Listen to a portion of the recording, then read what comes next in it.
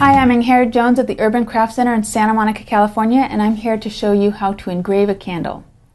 So I'm going to start with a small taper. You could do this with any size. You just need to have a dipping pot that's deep enough for it.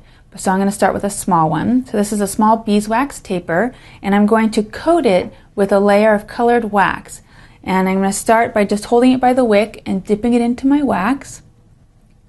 I'm going to let it drip, and I want it to cool enough to be solid between each dip, and I want this coating of color. Now if you want to get super wild with your colors, you could do a purple and then another color on top of that, maybe a pink or a red, that sort of thing. So as you carve into it, you're going to expose the layers you've done before. And so after it's cooled enough, you don't want it to be completely hard. You want it to be a little soft so that you get a nice smooth edge when you cut into it. So when it's cool enough to touch and not pull the wax off, you're going to take it into your hand, and I'm just going to use an X-Acto knife. There are engraving tools out there you can use that'll give you much finer shapes, but this is just what I had on hand, and it's going to do what I want, which is really I'm just going to be carving these teardrops into my candle. And I'm just going to choose a spot to start. I might try to do it a little more systematically this time.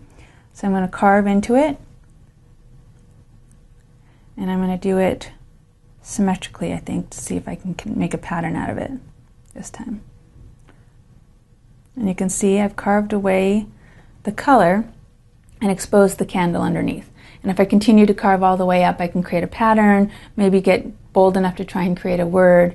And as I said, if you'd done more than one color, you would have the striations of the different layers that you had dipped into it. So I'm Engraving Jones at the Urban Craft Center in Santa Monica, showing you how to engrave a candle. Happy crafting!